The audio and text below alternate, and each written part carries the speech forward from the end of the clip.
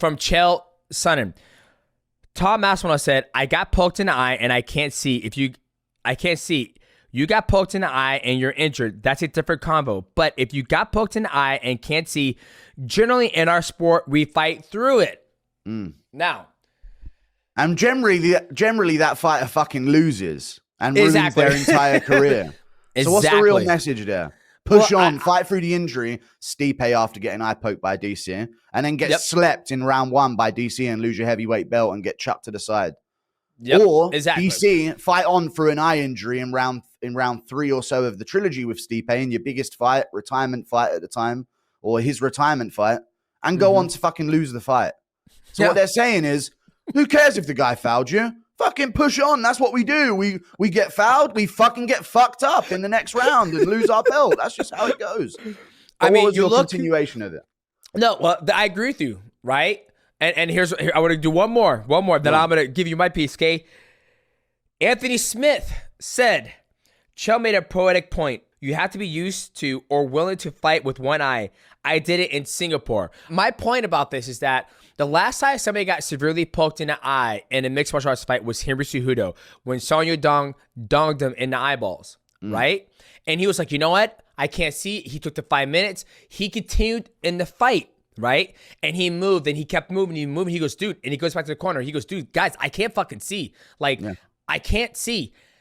Then the fight went to the judges' scorecard. Granted, this fight was only the first round, right? So they couldn't go to the scorecards, right? Because they didn't have anything to score, essentially, right? But since Henry Cejudo got off the stool, continued with the fight, he couldn't see. Then he went back to the judge's corner. He went back to his corner, and he goes, I can't see. Let's call the fight. He ended up losing that fight due to the scorecard. So once again, I think people don't realize that if you go into a fight injured, you're already in a fight and you're injured, and it's one round, and if they call it off and it's a no contest, I keep my belt. The ramifications of losing a fight, your pay gets cut drastically. When I fought Henry Cejudo, I was making $380,000 just showing up to that bitch, right? And then, when I lost to Henry, remember, $380, I lost to him. My pay went down to like $125,000 or $150,000. That's a huge pay cut for a loss. So for Tom Aspinall to be like, dude, I can't see. Like, I can't fucking see. I'm not going to continue to fight. Was the smartest thing he could do, because if he would follow these guys' rules of just push through it, mate, just push through it, and he loses, be a bum like us. Yeah, I want to say like maybe like you, but not like me. No, not like you. But I'm saying, and let me just chime in here. Okay. You mentioned Lionheart. Lionheart's chiming in. I didn't know Lionheart was chiming in on whether or not they should continue through. But I know he took the illegal knee off Jones, and maybe he won a split decision in Singapore after he got eye poked. But I didn't know Lionheart was weighing in on the situation here. It's just weird to me because it's like these two are up there, and I love Chael because he's the undefeated, undisputed.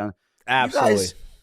Tom's got a belt round his shoulder that is a lot to him. It's an undisputed world championship, and you're basically telling him, sure, you got your eyes gouged out by fucking Gun's baguette fingers right into the socket of your eyeballs and raked across your face, but just fucking lose your title like the rest of us.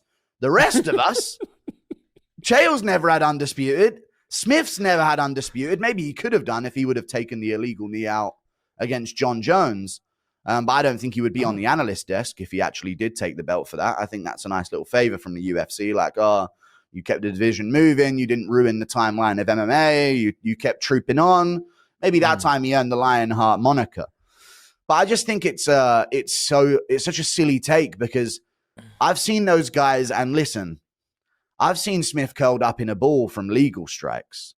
So it's like, what do you want Tom to do? What would make you guys happy with what Tom responded with? Like, I've seen Smith hit by an elbow off of a fighter and then just go, right, time for the classic Armadillo Smith technique where he shoots in on a single leg and gets beaten up by Reyes for 5 minutes straight while doing nothing about it. Smith, I've seen you quit without being eye poked and be on your knees on a single leg getting punched over and over again. So did he not quit correctly according to the Lionheart State Athletic Commission of quitting? Was it not up to like regime? It wasn't up to standard. No, that quitting wasn't good enough. He needs to quit a different way in future, says Anthony Smith. I don't understand how that works, but it's just weird to me. That armadillo. Armadillo. The armadillo technique is going to curl up in a ball. So I don't know how they're weighing in on this. Like, Chael did the same thing. He got hit by John Jones, and he kind of just took it and got the paycheck. I know he stepped in on short notice, but like, dude, this means some real shit. We've been building to this moment. If that was to be how Tom lost his belt, not only would you have a narrative of like, Gunn fucking eye gouged him and then knocked him out. I'm sick of those moments in UFC history where we look back and we say, sure, this moment happened, but it only happened because the guy fouled the guy and then they just kept going. And you mentioned Cejudo. The ref forced him to continue that round, if you remember. He said to the ref, I can't after the 5 minutes. Man. Yeah, after the 5 minutes, he was like, what are you going to do? Well, I can't see. And I was like, do you want to continue or not? It was just almost the same thing with Kevin Holland when he got kicked in the balls. Like, they're like, hey, are you good? Are you good? What do you want to do? Kevin Holland was like, I plead the fifth. I did not go. He wasn't saying anything. And he was avoiding eye contact. Yeah. And it's almost like after the 5 minutes, you have a choice. Do you want to continue or not? I think it was great that Tom didn't do it. And with Henry Singh, he did continue to fight. And he couldn't see. So I think like after like sitting here thinking about like what Tom did and watching it, I was like, I thought it was smart because he fights again. He's still the heavyweight champion of the world. His pay does not change. And, I was listening to his, his one of his interviews, and his father said, I don't want him to re-sign with the UFC. He's got 3 fights left on his contract. 3 fights. He goes, I want a heavyweight champion in boxing. So those 3 fights, he fought. One of those fights are gone now because it was a no contest and a contract structured. So he basically gets his full pay, 1 fight off his deal. Now he's going to this fight with 2 fights left on his deal. If he beats Cyril Gane, now he's left on 1 fight on his deal, and he can roll the dice like I want X, Y, and Z. He doesn't. They can usually, typically, if you're a champion, they renegotiate when you're in 2 fights or 1 fight because they don't want a champion of the world to go in a fight. They did with Francis Ngannou into a fight on 1 fight deal left, and he wins. Now that champion holds all the cards. So I think it was the smartest thing to do because he's still getting the same pay. He's a champion, and he has 2 fights left on his contract. And then I think he set up pretty good. I mean, it's not like, oh, hey, since you got eye poked and there's no contest, we're not going to pay you your full pay. Yeah. Like, they're going to pay him his full pay, whatever it is. And if it's pay-per-view points, I mean, essentially, he got a free paycheck for getting poked tonight. He didn't lose. So that's how I do. I thought what Tom did was great. Don't listen what Chael, don't listen what Anthony Smith say. You're the athlete. You're in there. I would hate to fight with 1 fucking eye. Like, I wouldn't do it. Like, I me sitting here right now, I'm like, oh, man, if I got poked tonight, I'll continue. I can tell you right now, happily, sitting here, if I would have got poked tonight and I couldn't fucking see, I'm not fighting somebody I'm not fighting somebody like fucking, fucking pirate. Yeah. Imagine the pirates back in the day. Crazy. Huh? I said, imagine the pirates back in the day. Ha, yeah, and fucking, nowhere near their opponent, just depth perception all off.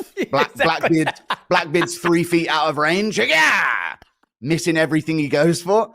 But either way, you mentioned Henry Cejudo, and immediately his response was, Henry Cejudo, I can't fucking see, man. I can't see anything, man. And he's saying it out loud, but that's a human response to not being able to fucking see anything. Yeah. A lot of people are saying, Tom immediately said he can't see anything. What was he thinking? You're supposed to lie about that. But then you're in the reality where you genuinely are blind. Yeah. And someone's put used you as a bowling ball. I can't even describe it better than that. He used him as a bowling ball to push his face away. It wasn't like the eye poke just landed. It touched his eyes and then he went, and pushed him in. So he pushed one eyeball sort of off kilter, the one that was really bad. And then the other eyeball just got a knuckle deep eye poke afterwards. So there's a reality where you're literally blind and you can't see anything. And then they might say, okay, we're going to continue. And then you'll be like, all right, then. And Tom's facing the fucking cage while Gane's behind him. Yeah. If he really can't see anything. So there's just a human response that comes out, not like a smart decision to say, I can't see anything. Even though, it's a smart move not to continue. It's not like he made a coherent decision to be like, I can't see anything. Like, let me think what I should say in this moment. I can't see anything. It's like, holy shit, I can't fucking see anything. This was the biggest moment for me. I've been waiting 15 months for this. All the pressure's on my back. I'm supposed to go out there and destroy Gane. And now I'm blind. And they want me to go back out there. Or now I'm just blind. I can't see anything. I can't see anything. What the fuck is going on? Who's even like, what's even going on right now? And maybe you could see out of one eye. But I just think it should be on Gane. You fucking, you cheat. That was a messy move by Gane. Fuck it. Gane was looking good. Let's run it back anyway. But there seems to be this sort of response from the community that's like, fuck Tom, Tom, and I'm like, what? Victim blaming. I blamed Henry, by the way. I should mention this. I blamed Henry because the difference was when Aspinall got eye poked, he sort of went, oh, you know, it's fucking hell, I can't even open my eye. And that's normally what you see. Yair Rodriguez brushes Jeremy Stevens' eye. Even just a brush of the eyelid. I don't know if you remember this in UFC Mexico. And Jeremy's eye won't open as like a muscle reflex. And I'm like, what? That didn't even look like a bad eye poke. But what we've learned over time is the eyes are a fucking delicate thing. Yes. And extremely, I think they may be one of the most complex parts of our body, bar the brain, is the eye and how delicate and how easy it is to be damaged and how easily you can have problems with it.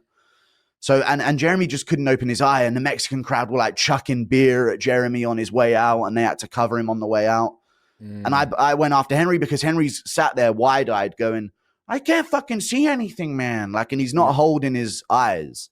So at that point, I was like, what the fuck is Henry doing? This is crazy. But now I get it. Like, dude, you're blind. Yeah. You're blind. And maybe it took my boy being on the receiving end for me to finally get this shit, but you're blind. You shouldn't be asked to continue. And even Henry was like told by Herzog, we're going to continue anyway. And Henry's like, I can't fucking see, man. He's saying that to the ref and the fight should be stopped. But Herzog's going, we're going to continue till the end of the round and then we're going to score this thing. I'm not like, what? Why would we do that? Like, really, in hindsight, why the fuck would they do that? This guy can't see. Your job as a ref is to protect them. Let's continue to the rest of the round so we can score this to Song Yudong and move on with the division. It's like, hang on. This is real injustice, and the injustices of the sport seem to never be against the people committing things and always seem to be on the people to have to troop on once something's being committed against them. It's a really odd dynamic, but go ahead, DJ. I'm curious why that dynamic is in our sport. Like, maybe because we put a lot of emphasis on he's the baddest man on the planet and they should be able to trope through these things. I'll never understand it. I feel like the only person who's trained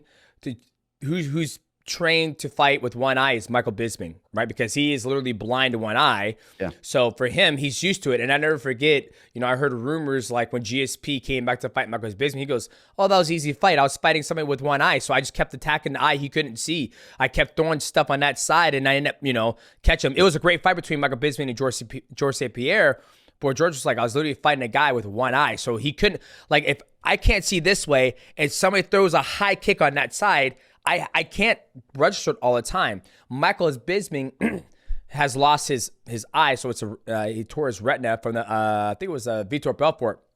Yeah, had multiple surgeries on it, so he literally fights with one eye. So for him, he's trained his whole career where Tom's trained to have two eyes, right? So I think everybody needs to like pull back the reins. Let's give Tom grace and maybe put more of the blame on Cyril Gane. But the beautiful thing is that they could run it back. Nobody really got injured. We don't know the full extent of Tom Aspinall's eye injury, right? For all we know, he can have a torn retina. He can have an abrasion on his core. We have no idea. Yeah. Hopefully, for us to get something going again, hopefully it's nothing serious and they can book this. I would love for them to book it in December. Throw this fight at the end of the year in Las Vegas with who is it? Merab taking on Peter Yan, Van taking on Alex Pantoja.